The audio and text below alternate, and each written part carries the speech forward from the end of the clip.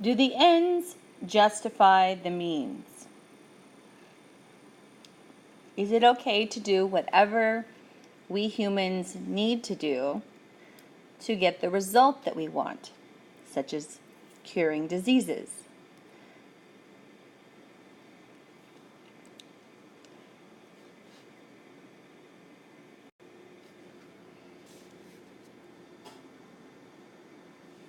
Use of animals in biomedical research. American Medical Association. The American Medical Association publishes position papers to influence healthcare policies in the United States. In Animal Experimentation is Justified, the AMA addresses the use of animals in medical experiments. Read along to find out why the AMA is opposed to restrictions on such research. Animals have been used in experiments for at least 2,000 years, with the first reference made in the 3rd century BC in Alexandria, Egypt, when the philosopher and scientist Erasistratus used animals to study body functions. 5 centuries later, the Roman physician Galen used apes and pigs to prove his theory that veins carry blood rather than air. In succeeding centuries, animals were employed to discover how the body functions, or to confirm or disprove theories developed through observation. Advances in knowledge made through these experiments included Harvey's demonstration of the circulation of blood in 1622, the effect of anesthesia on the body in 1846, and the relationship between bacteria and disease in 1878. So looking at the first couple of paragraphs, what is the author saying?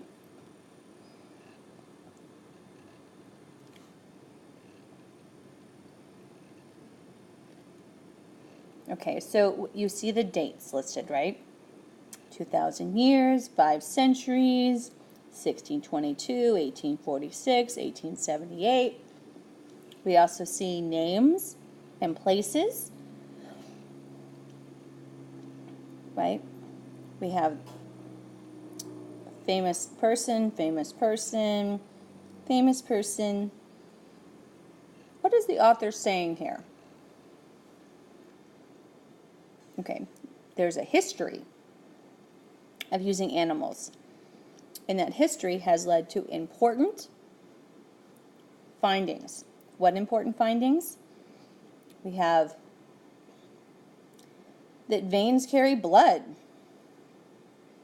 how bodies function, circulation of blood, anesthesia, bacteria. Important medical findings have come from animal experiments. So the author starts by giving history of the benefits of animal experimentation. Notice that the very next word is today. So going from the history to now. Today, animals are used in experiments for 3 general purposes. 1. Biomedical and behavioral research. 2. Education. 3. Drug and product testing. Biomedical research increases understanding of how biological systems function and advances medical knowledge. Educational experiments are conducted to educate and train students in medicine, veterinary medicine, physiology, and general science. Okay, so what do we have there?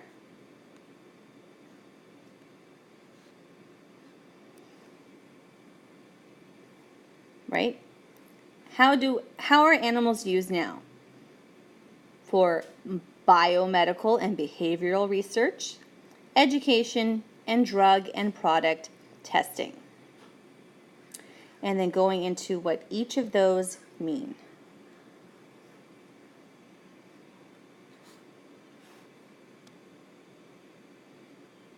Conducted with dead animals.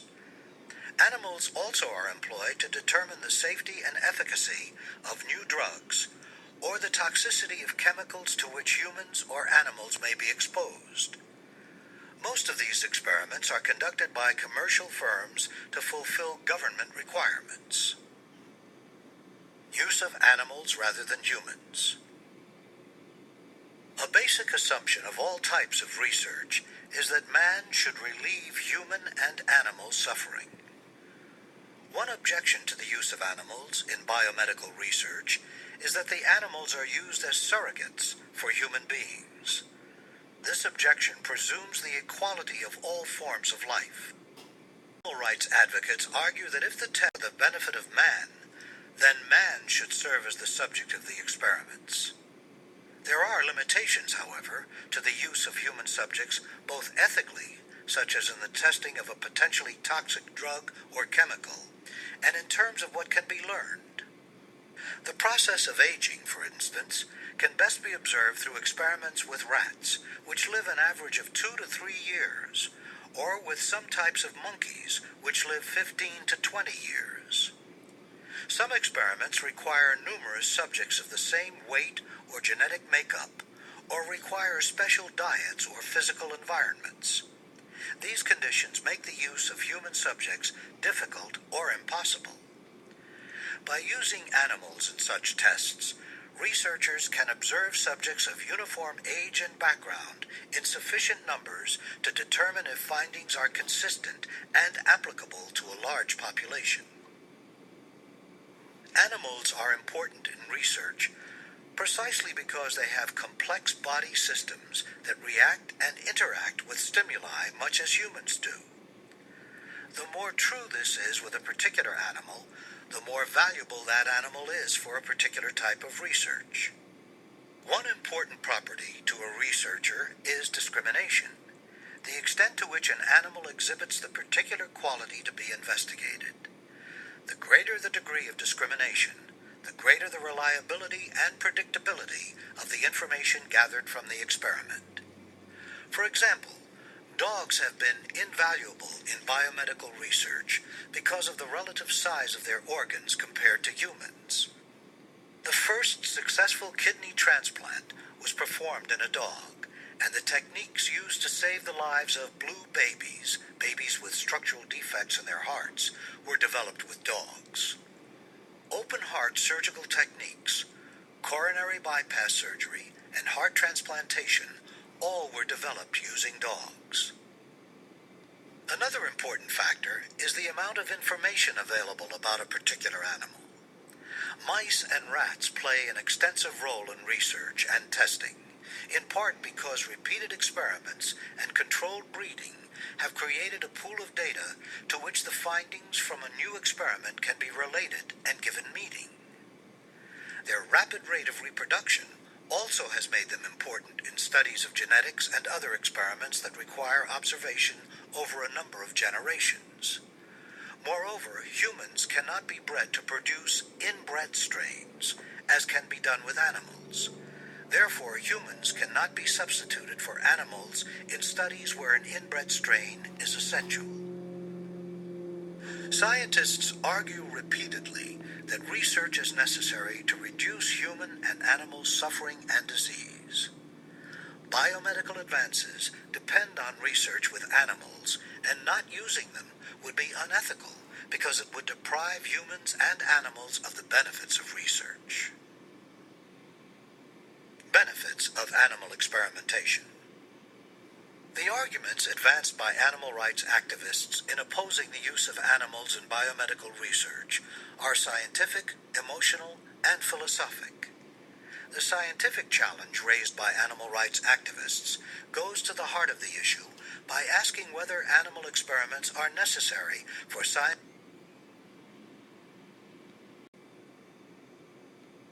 and medical progress, and whether all the experiments being performed and all the animals being used are justified and required.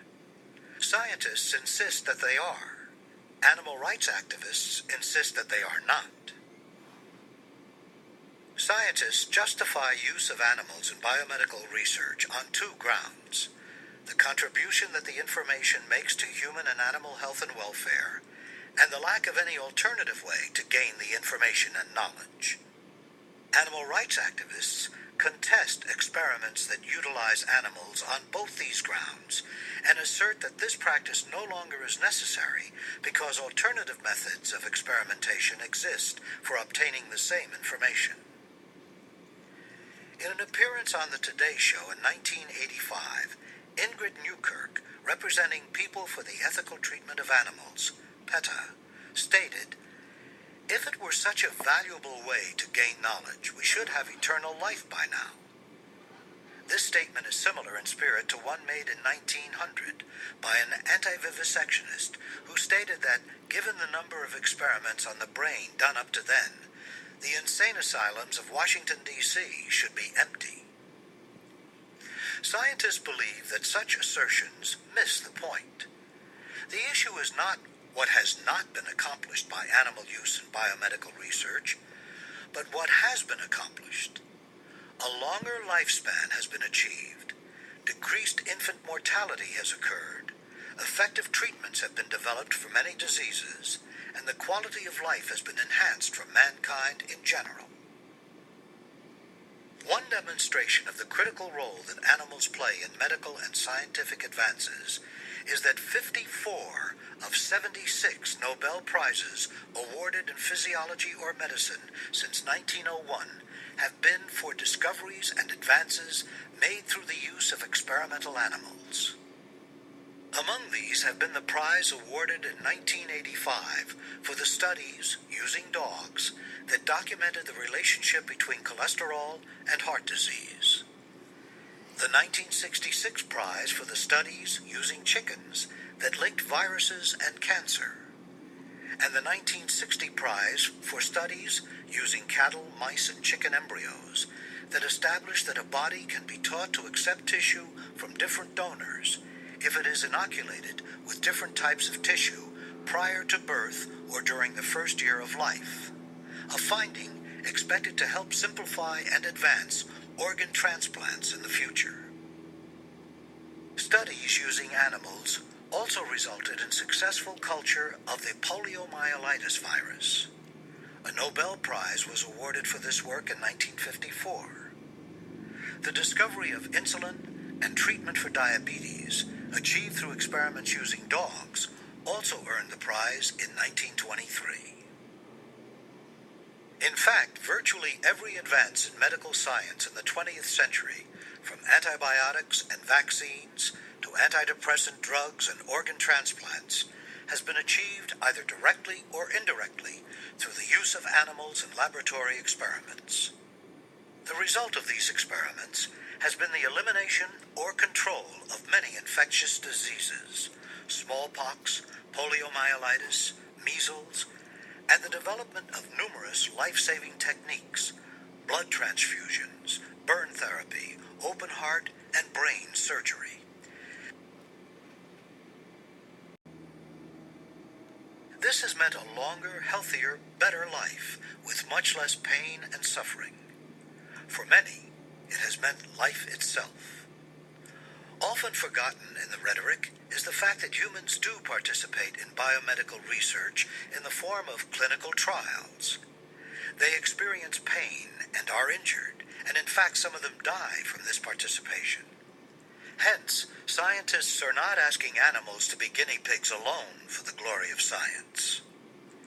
Scientists feel that it is essential for the public to understand that had scientific research been restrained in the first decade of the 20th century, as anti-vivisectionists and activists were then and are today urging, many millions of Americans alive and healthy today would never have been born or would have suffered a premature death. Their parents or grandparents would have died from diphtheria, scarlet fever, tuberculosis, diabetes, appendicitis, and countless other diseases and disorders. Experiments on primates. Although animal rights activists object to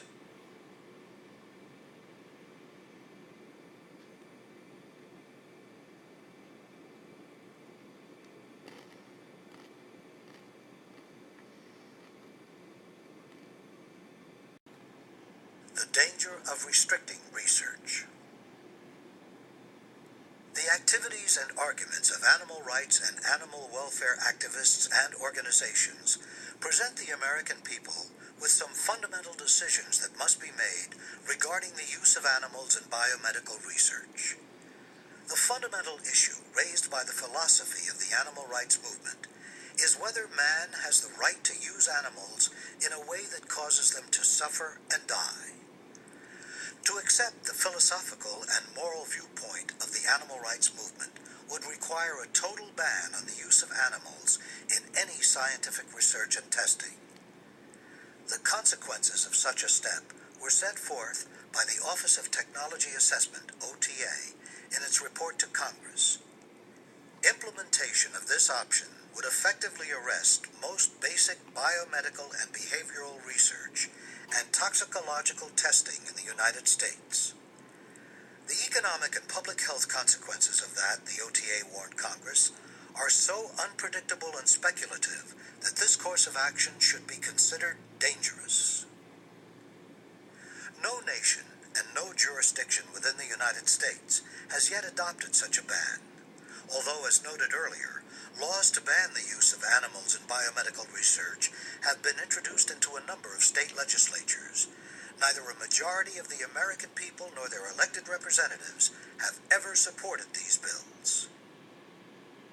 Another aspect of the use of animals in biomedical research that has received little consideration is the economic consequences of regulatory change. Clearly, other nations are not curtailing the use of animals to any significant degree. Some of these, like Japan, are major competitors of the United States in biomedical research.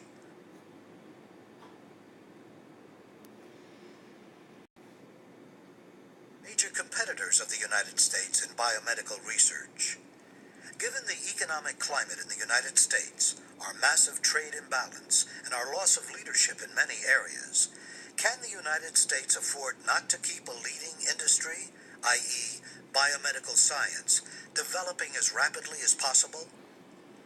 Many nations are in positions to assume leadership roles, and the long-term economic impact on our citizens could be profound. This economic impact would be expressed in many ways, not the least of which would certainly be a reduction in the quality and number of health services available for people who need them.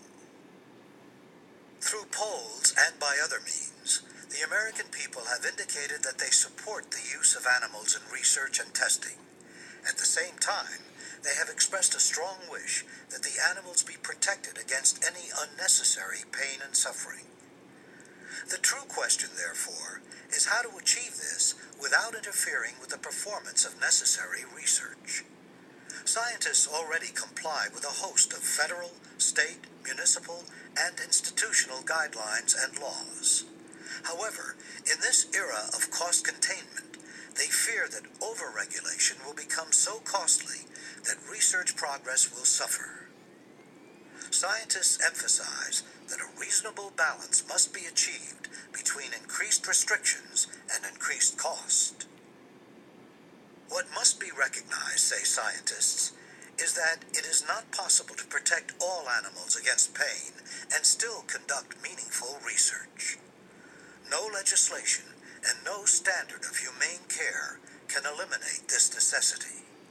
The only alternative is either to eliminate the research, as animal rights adherents urge, and forego the knowledge and the benefits of health-related research that would result, or to inflict the pain and suffering on human beings by using them as research subjects.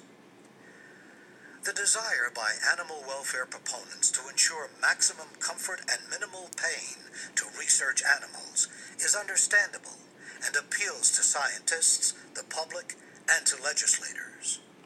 But what also must be recognized and weighed in the balance is the price paid in terms of human pain and suffering if overly protective measures are adopted that impede or prevent the use of animals in biomedical research. In short, the American people should not be misled by emotional appeals and philosophic rhetoric on this issue.